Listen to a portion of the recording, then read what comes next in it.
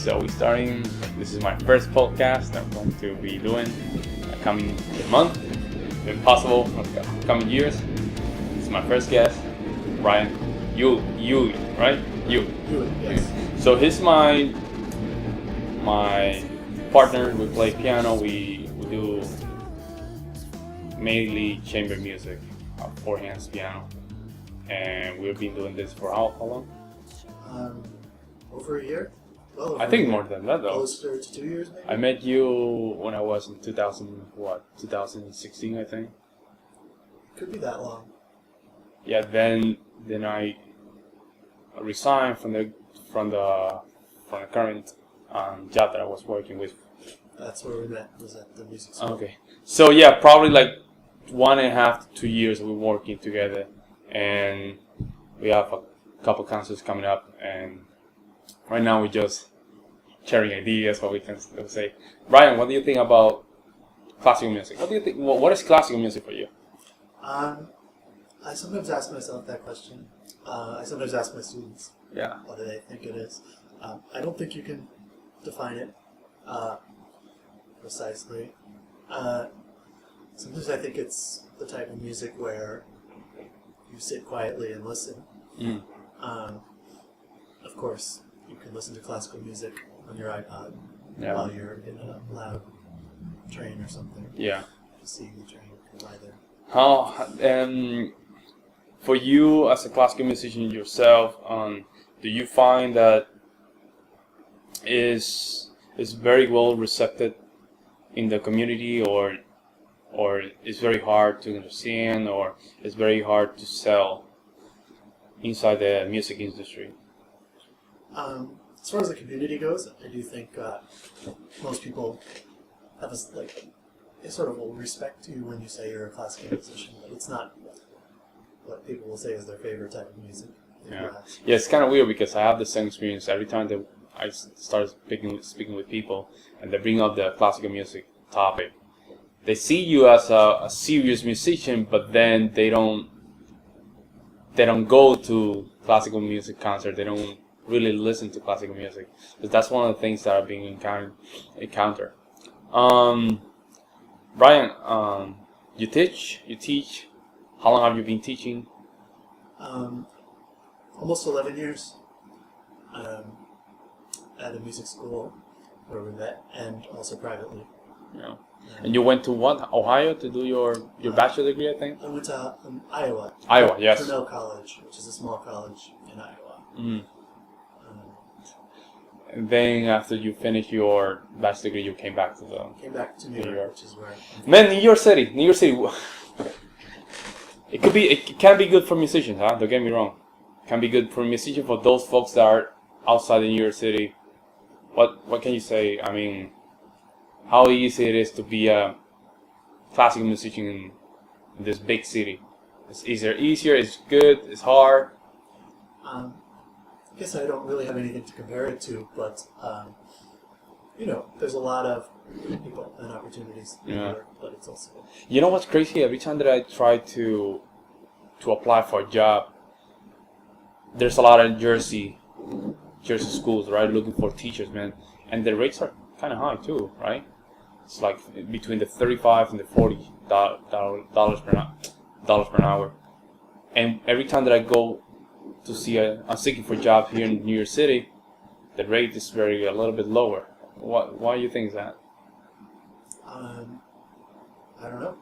No, it's one of the weird things. I was speaking with a friend of mine. It would be the opposite. Yeah. So more competition.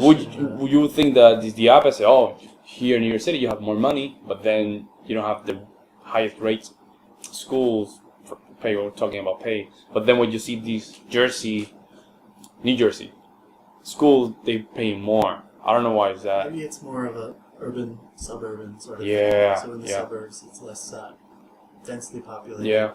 I told you about this story that I used to work for in Union Square in Jersey, right? Selling phones. Did I tell you the story? I forget. Go on. Yeah.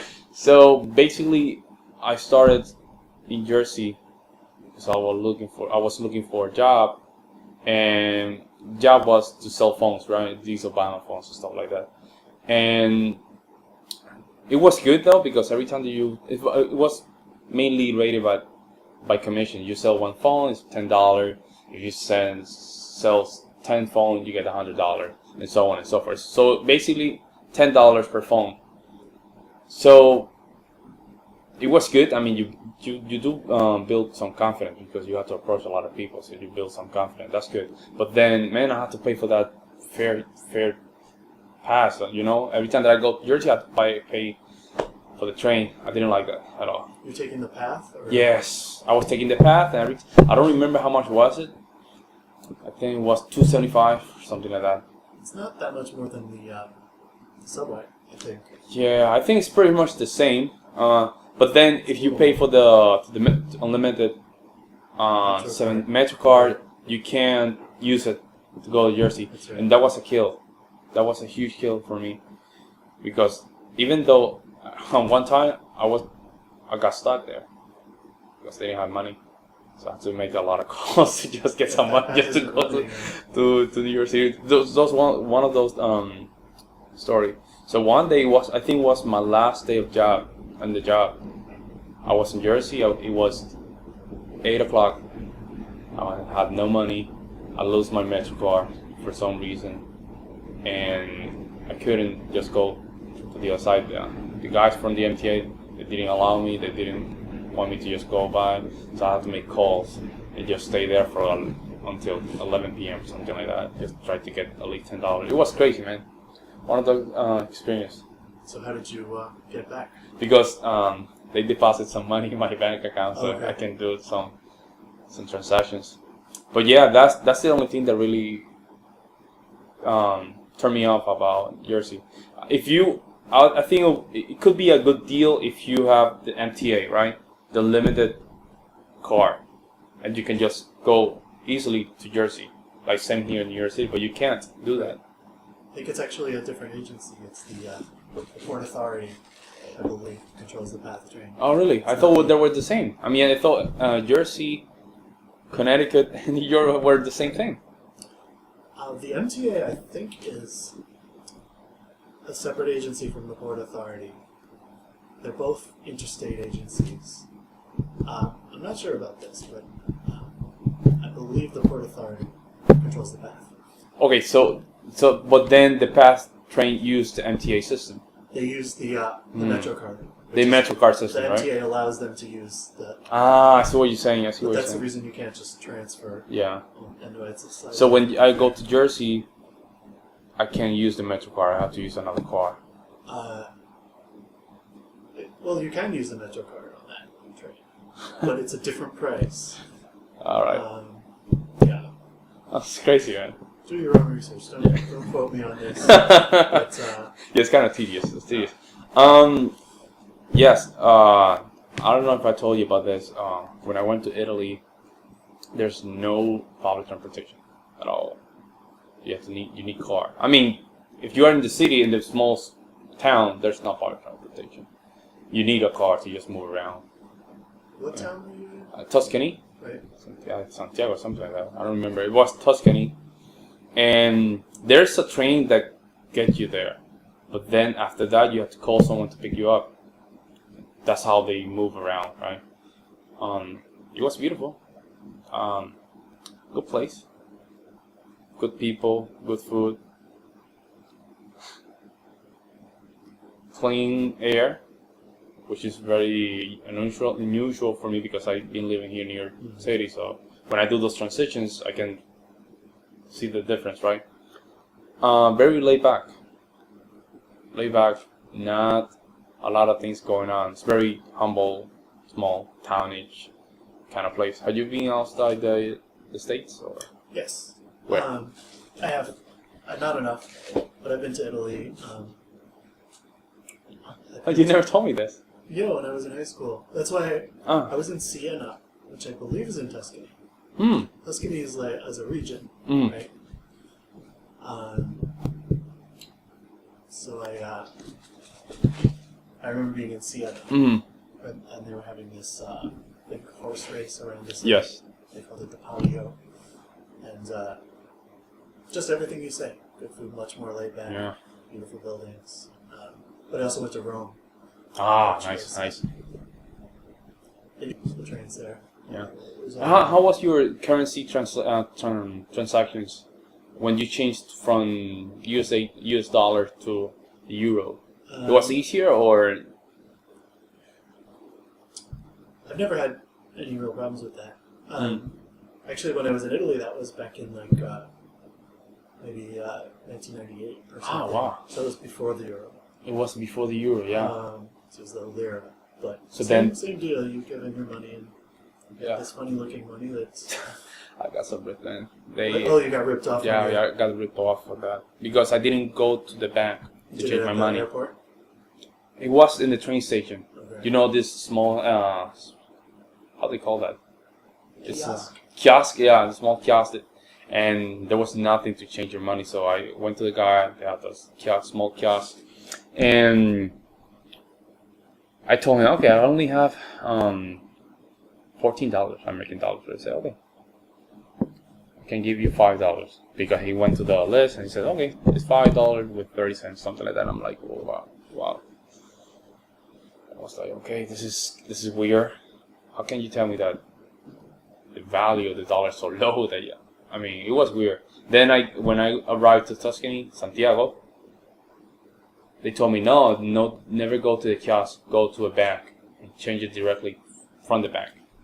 Because if you go to the kiosk, you're going to get ripped off. But it was late, too late. And if I didn't change it right there in the train station, I would never arrive to my destination. So that was one of the weirdest experiences that I have in Italy. Yeah, I don't think I will leave there though. You wouldn't live there. No, I wouldn't. It's a beautiful place, and I told this to the folks that were in Italy. It was way relaxed for me. Way. It was beautiful. Everything good. Stuff was a little bit slow for me. I need a little bit more. Then they have the reposo, so you just lay back for 3 hours, something like that. Is that the same thing as a siesta? Yeah, very similar. Yes, but I don't do that though. Right. I don't do that. No, that's a Spain thing. Yeah, that's a Spain thing. Never But been to Spain. yeah, my brother went to Spain. I would like to go to those places, so I went now to Italy. I don't know if I want to go to London and UK. A lot like New York, I think. It's pretty much New York-ish. Yeah. Probably to one of these weird South European countries like Greece and probably one of those. Portugal, I would like to go there too. Now let's see how it goes. I don't know if the money will be there, but somehow I'll manage to just go through it. Yeah. You want to go someplace more non-Western, like yeah. East and Middle East. Yeah. Saudi Arabia, maybe. I would like to go to Asia, especially Japan. I like Japan, South Korea, and if I get crazy, Thailand. Yeah, one of those three. I would love to go there. It's very tempting. Right? Also very expensive. Yeah. If you want some of those other countries that aren't so modernized, you wouldn't have to spend so I much see what you're saying. Yeah. So you say that if you go to Asia, just go to one of these poorest countries. Yeah. I don't know. You just mentioned all the really rich the countries, really Saudi rich Arabia, countries. Yeah. Japan, South Korea. I went to Egypt 2012. That was a lot of fun and Egypt. Yeah. not too expensive. How much is it? You would say like if you have $100 with you, it's good. You could definitely, survive. Oh yeah, you could probably eat 3, nice restaurant meals. Man, I like that. I like that so much.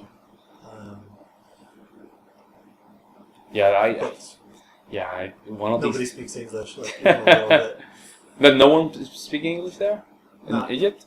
I mean, some people do, but it's not like Italy where everybody mostly. Yeah, mostly. You know what's weird? People will just start speaking Italian. I wouldn't even understand anything.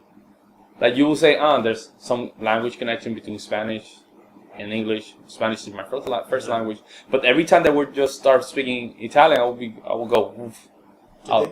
Do they think from your accent that you spoke Italian? Or No. Just me. When every time because there were a lot of Italian that didn't speak any English, So you somehow you have to communicate. Right. But every time they try to talk to me, I was like, okay, I don't understand this. Yeah. So mainly, I can pick up some words that are very similar to Spanish, but not like having a real conversation. I can't do that. I can't do that with the Italians. It's very hard. Future plans? What do you have? Future plans. What's new? Nothing too concrete, Yeah. specific. I definitely want to keep making music and playing the piano and teaching. I like to teach. Beyond that, Yeah. I don't know. I'm sure I'll find something exciting. I have to tell you something. Yesterday I went to a meetup, man. I think you saw something about that. Yes, a meetup, like a piano meetup group, right? You just go there and perform one song. You just meet other pianists. I went there yesterday, man. That was Is good. at the Opera Center? Yeah, yeah. I saw it. You saw that? Yeah. I went there and you should go there.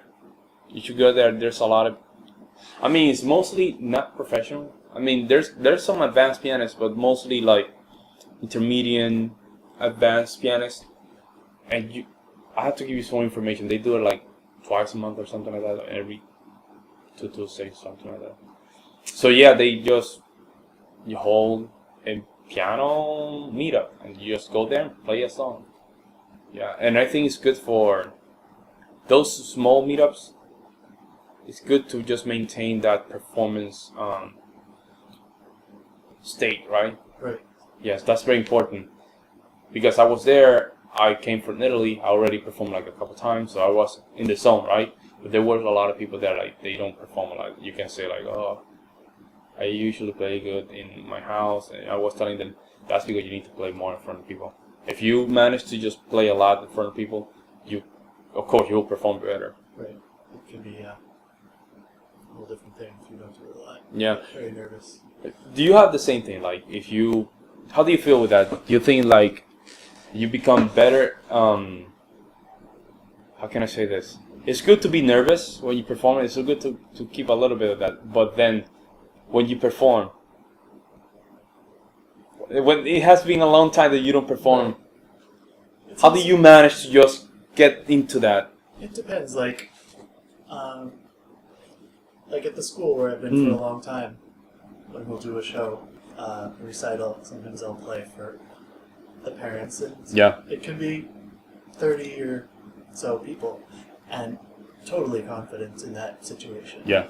But then I've had other situations where it's just 7 or 8 people, and I'm like really nervous. Yeah. So it's all about the context and how I'm feeling on that day. But the more different contexts that you can play in, But then, confidently. let me see if I can make my question better.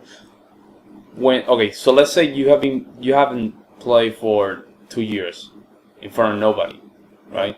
And then you want to get back on in the game of performance, right? You want to perform more. You want to play more live music. How do you deal with that? How do you?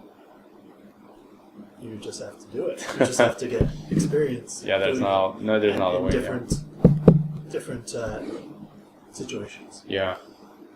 For me, I've been playing around.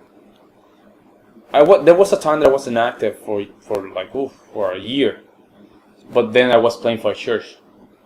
So that thing playing in front of the church just to get things done right away, I will feel a little bit nervous, but then as soon as I play, I will be in the zone. But then there's people that they haven't played for years, 3-4 years, and they're great musicians. So getting to that transition of perform again, I don't know, man. I don't know. You have to just put yourself there and just. Yeah, that sort of describes me. What you're saying. Okay, now it's much better. Yeah, that's much better. There we go. Okay, Brian. So, yeah, man. So, just to remind the guys that we have an upcoming concert where. It's in Manhattan. Manhattan, 244, 244 studio. It's West Shelter. Street. So it's Shelter Actually, Studio. I have You have it there? the ad right here. Yeah. It's shelter. Oh man, let me see it. Oh man, look at this. Look at that. Man, it looks great. So it's going to be at Shelter Studio. Chetler Studio. That's good. 244 West 54th W, right? Yes. 12th floor. Yeah. So just go there, go to 12th floor. We're going to play forehand music. Piano forehands. Got that right? And just ask for the front guard downstairs. Yes, just ask him and he will tell you, okay, it's going to be in the 12th floor. Oh, just go to the 12th floor, yeah. Yeah, 12th floor. Okay? Alright, I think we're going to finish the thing. Alright? Alright. Thanks for having me. No worries, man. Yeah.